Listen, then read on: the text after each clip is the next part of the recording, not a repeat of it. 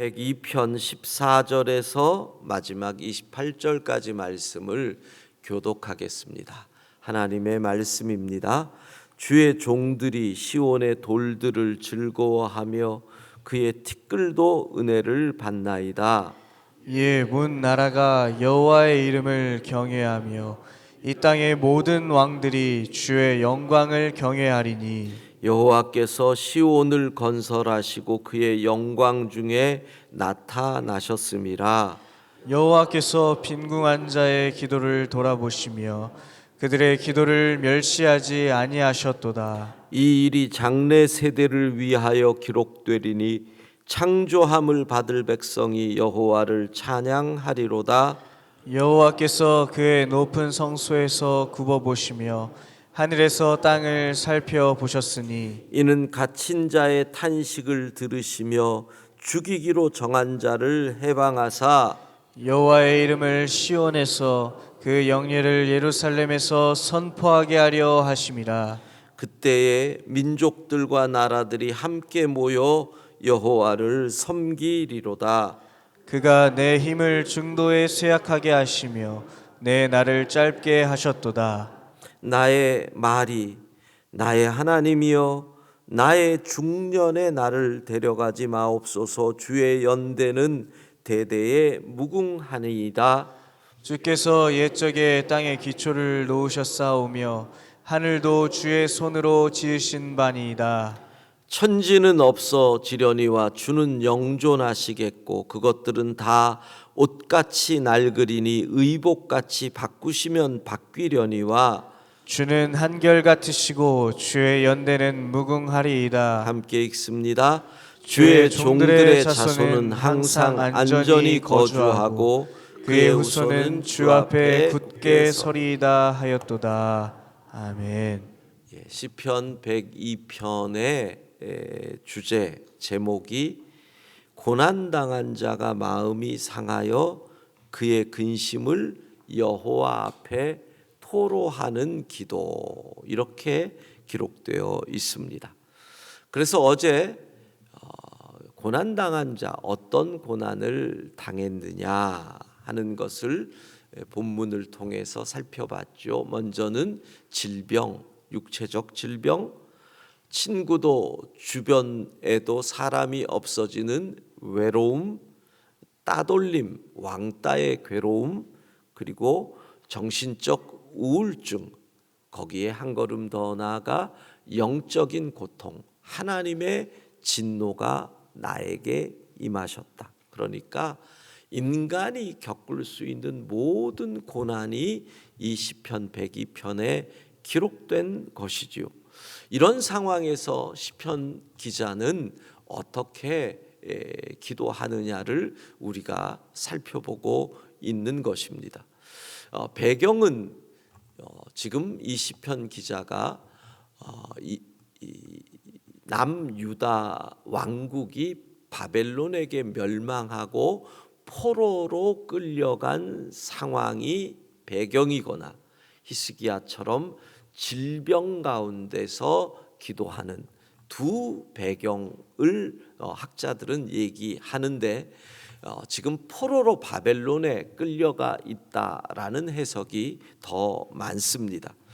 어쨌든 그 상황에서 먼저 어제 말씀 12절을 보면, 그리고 뒤에 25절부터 보면 하나님에게 집중하는데 어떤 하나님을 고백하느냐? 시편 기자는 영원하신 하나님, 한결같으신 하나님에게 초점을 맞춥니다.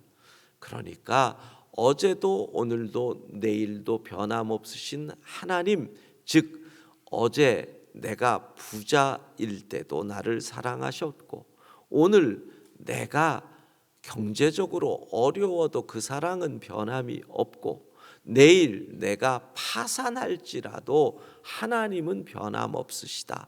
변함없으신 하나님에게 초점을 맞추고 기도하는 건데 13절 어제 곧 정한 기한이 다가온다. 곧 바벨론의 포로 생활 끝난다. 곧 내 질병이 완치가 된다. 곧 내가 이 경제적인 파산에서 일어난다. 정한 기한이 다가온다는 것에 대한 믿음을 가지고 있는데 지금 견디기가 힘든 거예요. 언제나 해 뜨기 전이 가장 어둡잖아요. 어제 말씀드린 것처럼 1945년 우리 민족이 해방되기 그 전 바로 44년 43년이 가장 신사참배가 많았던 해거든요. 가장 어두운 거예요. 그래서 무엇을 간구해요? 지금 은혜를 베풀어 주옵소서. 무슨 뜻이에요? 하나님, 내일 정한 기한인데 오늘 내가 쓰러질 것 같습니다. 지금 감당할 수 있는 힘, 지금 견딜 수 있는 힘을 주옵소서. 그게 지금 은혜를 베푸시옵소서. 동시에 그건 뭐예요? 그 기도를 한 사람들의 의무는 뭐라고요? 지금 내 곁에서 오늘을 못 견딜 사람에게 내가 할 수 있는 은혜를 베푸는 통로가 되어야 한다. 문자 하나라도, 전화 한 통이라도 걸어서 내가 너를 위해 기도한다, 견디자, 우리 함께 손잡고 나가자, 은혜의 통로가 되어야 한다. 자, 그리고 오늘 시인의 기도를 계속 봅니다. 14절입니다. 시인은 이렇게 기도합니다. 함께 읽습니다. 주의 종들이 시온의 돌들을 즐거워하며 그의 티끌도 은혜를 받나이다. 예, 지금 시인은 시온, 예루살렘의 돌, 예루살렘의 티끌을 그리워합니다. 우리가 배경이 지금 포로로 끌려갔다. 얼마나 예루살렘이 그립겠어요. 거기서 하나님을 예배하고 경배하던 때가 그냥 눈에 삼삼하게 그리운 거예요. 그러니 그때를 생각해 보면 예루살렘에 있는 티끌조차도 하나님의 은혜를 받은 것 같거든요. 그리운 거예요. 그때를, 그곳에서 하나님을 예배하던 때가 그리운 거죠. 이북에서 내려온 실향민 어른들하고 얘기를 해보면 80, 90이 넘어가는데도 고향집 기억이 갈수록 생생해요. 그래서 고향집에 세워져 있던 나무가 물론 시간이 지날수록 아름드리로 변하는 건 있더라고요. 기억은 참 이상해서 시간이 지날수록 좋아지니까 갑자기 10년 전에 한 3m 되던 작은 나무가 10년 지나면 10m가 되기도 하지만 어쨌든 그 기억을, 고향이 그립다, 생생하게 예루살렘이 그리운 거예요. 그런데 동시에 환자라면 내가 예루살렘 성전에 나가서 하나님께 제사 드리지 못한 때가 몇 년인가, 이게 너무너무 그리운 거죠. 아파서 성전에 못 가니 성전에서 하나님께 영광 돌렸던 그 순간을 생각하니 성전의 티끌도 은혜를 받는 것 같습니다. 예전에 우리 권사님 가운데서 큰 수술하시고 병원에 입원하셨던 분이 계시는데 이분은 생전 처음 주일에 교회 안 오고 병원에 입원하신 거예요. 그랬더니 그때는 온라인 예배도 없던 때니까 주일날 병실에 누워 있는데 그렇게 눈물이 나더래. 그러면서 그분이 크게 깨달은 게 있다는 거죠. 주일날 교회 와서 예배 드릴 수 있는 게 이게 진짜 큰 복이다. 건강해야 되지, 상황도 있어야죠. 아침에 갑자기 회사에서 큰일 났다 그러면 못 가잖아요. 못 오잖아요, 교회. 문제가 없어야 되니까 그분이 그때 깨달았다는 거예요. 교회를 나와서 예배 드릴 수 있는 게 보통 보통 은혜가 아니라는 거죠. 여러분 물어볼게요. 혹시 나는 평생 주일에 예배를 교회에서 못 드리는 상황, 뭐 병원이라든가 갑작스러운 회사의 문제라든가 그런 적이 한 번도 없었다. 손 들어보세요. 아니, 한 번도 없어요? 1부 때는 3분의 1 정도가 있었는데 2부 때 분들이 삶이 더 어렵군요. 와, 1부에는 진짜 한 3분의 1 정도가 그런 적이 없었대요. 그래서 내가 그분들한테 그랬거든요. 이번 주에 감사헌금 하라 그랬거든요. 2부 때는 할 말이 없네. 뭐가 생각대로 안 돼요. 그러니까 진짜 감사할 일이잖아요. 지금 온라인으로 예배하시는 분들은 부러워하셔야 돼요. 오프라인으로 여기에 나와 있는 분들은. 여러분들은 온라인 예배자가 지금 500명이 넘는데 여러분들은 집이 멀다든가 뭐 회사 때문에 일을 하신다든가 여러 상황 속에서 뭐 또는 괄호 열고 게을러서라든가 괄호 닫고 여러 상황으로 온라인 예배를 드리고 있지만 부러워하셔야 돼. 오프라인에 이 자리에 나와 있는 분들 건강과 상황과 환경이 다 되기에 여기에 나올 수 있다는 거죠.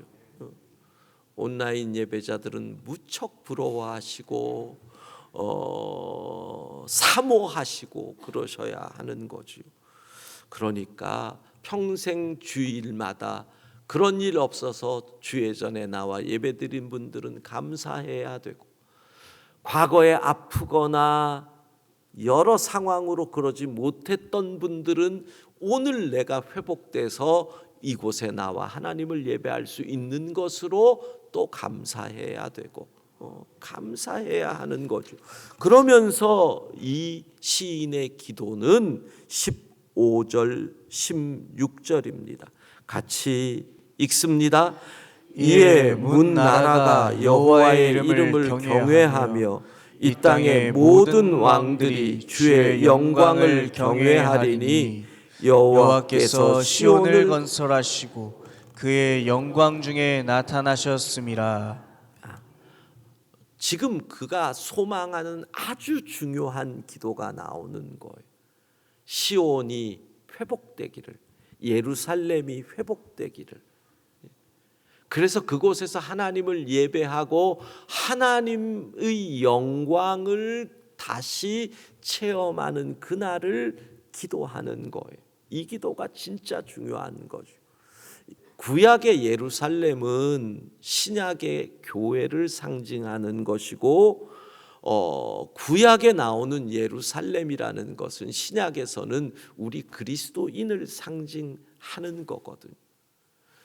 그러니까 환자라면 이러는 거죠. 하나님, 내가 다시 예배에 참석해서 영광 중에 나타날 여호와 하나님을 체험하고 하나님의 영광을 경험하게 해달라고 기도하는 것이고, 포로로 잡혀 있는 사람이라면 우리 나라가 회복되고 그 예루살렘 성전이 다시 세워져서 그곳에서 하나님을 예배할 그날을 소망하며 기도하고 있다는 것이에요. 여러분, 오늘 우리가 기도해야 할 아주 중요한 것은 그거예요. 예배의 회복. 하나님을 예배하는 가운데 하나님의 영광을 경험할 수 있게 하옵소서. 예배가 회복되면요, 고난이나 근심이나 이거는요 다 뒤로 가요. 예배가 뭐예요? 세상도 없고 나도 없고 사랑의 주만 보이는 하늘의 영광을 체험하는 시간이잖아요. 하늘의 영광을 체험하는데 세상의 고난, 근심 이건 아무것도 아닌 거거든요. 감당할 수 있는 힘을 얻고 지금 베푸시는 은혜는 예배를 통해서 우리가 체험할 수 있는 거거든요. 그래서 그 고난 가운데서 시편에서 근심으로 마음이 상하여 여호와 앞에 토로하는 기도라는 제목을 가진 유일한 시편에서 그 근심, 그 고난 가운데서 해결될 수 있는 방법이 딴 게 아니라는 거예요. 시온, 예루살렘이 회복된다. 예배가 회복된다. 그리고 그 예배 가운데 하늘의 영광을 체험한다. 할렐루야. 그게 해결책이라는 거. 그게 우리가 오늘 그걸 붙잡고 기도해야 돼요. 자, 그게 해결되기 위해서 시편의 기자는 17절입니다. 같이 읽습니다. 여호와께서 빈궁한 자의 기도를 돌아보시며 그들의 기도를 멸시하지 아니하셨도다. 예, 지금 본인은 빈궁한 자가 된 거예요. 질병이든 포로로 끌려갔든 지금 자신은 빈궁한 자가 된 거예요. 고난이 생기면 어떤 문제가 와요? 자존감이 떨어져요. 신앙의 자존감이 또 떨어져요. 그러니 어떤 생각이 드느냐 하면 내 기도가 하나님에게 중요할까? 그렇잖아요. 고난이 생기면 자존감이 떨어져서 쟤네들이 나를 무시하네? 이런 생각이 들듯이 영적 자존감이 떨어진다는 거예요. 그래서 성도는 시편의 기자는 하나님은 나의 기도를 멸시하지 아니하시지 않습니까? 라는 거예요. 여러분, 관계라는 게 그런 게 있어요. 회사의 사장과 직원의 관계는 그 직원이 말하는 내용이 중요해요. 기도의 내용, 보고하는 보고서의 내용, 이게 중요해요. 그런데 부모와 자식의 관계는 내용이 아니에요. 부모와 자식의 관계는 사랑하거든요. 내 처지가 어떻게 되든 내 환경이 어떻게 되든 하나님의 사랑은 변함없는 줄로 믿습니다. 하나님이 왜 우리의 기도를 멸시하시겠어요? 한결같으신 하나님이신데, 변함없으신 하나님이신데, 결코 내가 힘들다고 하나님의 사랑을 의심하지 말아야 하는 거지요. 그래서 기자는 18절 같이 읽습니다. 이 일이 장래 세대를 위하여 기록되리니 창조함을 받을 백성이 여호와를 찬양하리로다. 자기의 이 고난이 간증거리가 된다라는 거예요. 이 고백을 하는 거죠. 이 일이 내가 이 고난 중에 기도했던 것, 그리고 하나님이 응답하실 이 일들이 장래 세대, 우리의 다음 세대를 위하여 증거가 되도록 기록할 것이다. 여러분, 이거 우리 배워야 돼요. 우리 믿음의 사람들이 가장 걱정하는 것이 뭐냐? 대부분 그래요. 우리의 자녀들의 믿음이라고. 근데 자녀들의 믿음을 위해서 부모님들이 할 수 있는 게 어릴 때는 교회 데리고 나오는 것, 가정 예배 드리는 것. 근데 이놈들이 머리만 조금 커버리면 반항하기도 하고 싫다 그러기도 하고, 어떤 애들은 진짜 종교는 자유예요, 이런 싸가지 없는, 죄송합니다. 제가 흥분해가지고 종교는 자유해요, 뭐 이딴 소리도 하면서 부모에게 얘기하는 애들도 있단 말이에요.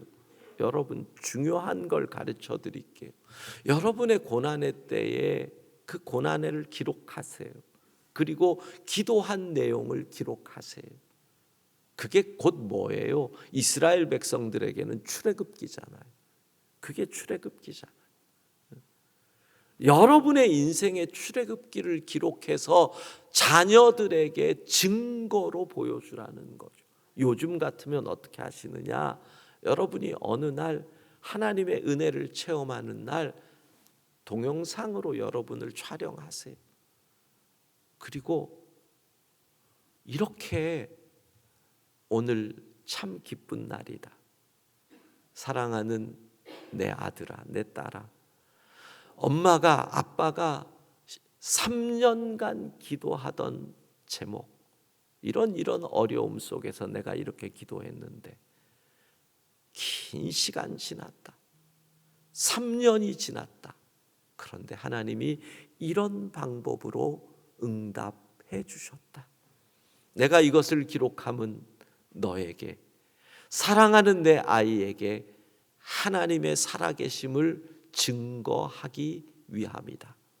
2024년 몇 월 며칠, 여러분의 핸드폰에 그런 동영상이 30개, 50개. 여러분이 천국 가면요, 동영상은 누구 것이 되느냐면 자녀들 것이 돼요. 핸드폰은. 그러면 핸드폰은 엄마 아버지의 일대기를 아이들이 그때 핸드폰을 갖고 쓱 봐요. 우리 아버지는 유튜브에서 이딴 것만 보셨네. 이렇게 되면 안 되잖아요. 그때 갤러리를 뒤져봤는데 동영상이 쭉 있는 거예요. 탁 틀었는데 엄마의 고백이, 아버지의 고백이, 이렇게 하나님이 역사하셨다. 이 자녀가 어떻게 믿음을 버리겠어?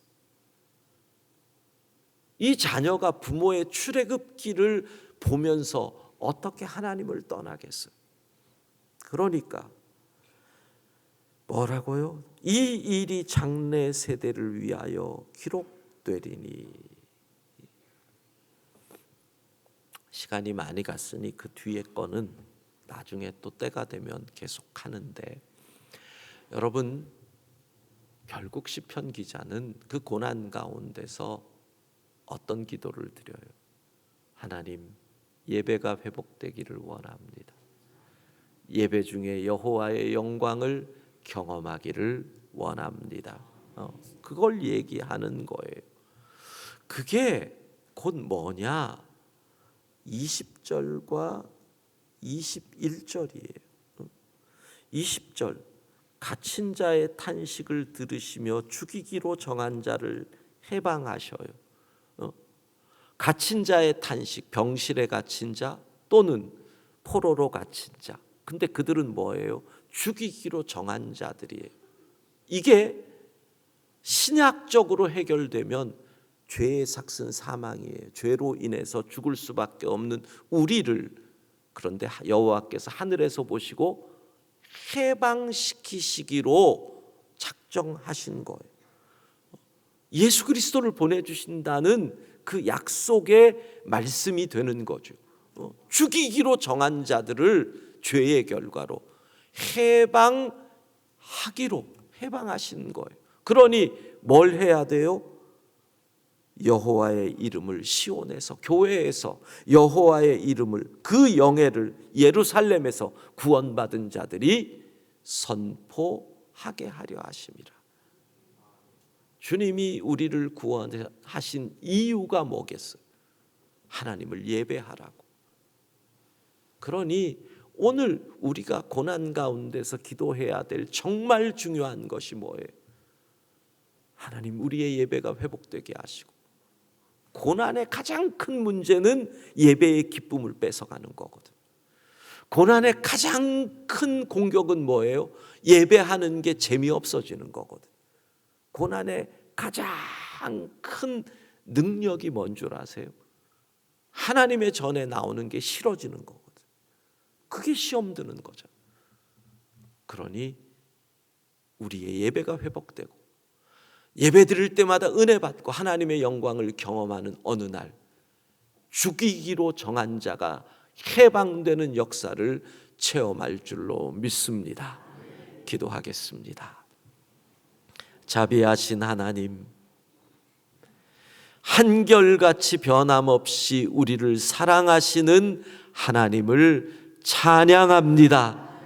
어떤 상황에도 어떤 고난 가운데도 하나님을 예배하고 예배 중에 여호와의 영광을 경험함으로 우리가 회복되고 길이 열리고 문제가 해결되는 하나님의 은혜를 체험하게 하옵소서. 오늘도 주님과 동행하는 하루가 되게 하옵소서. 예수님 이름으로 기도합니다. 아멘.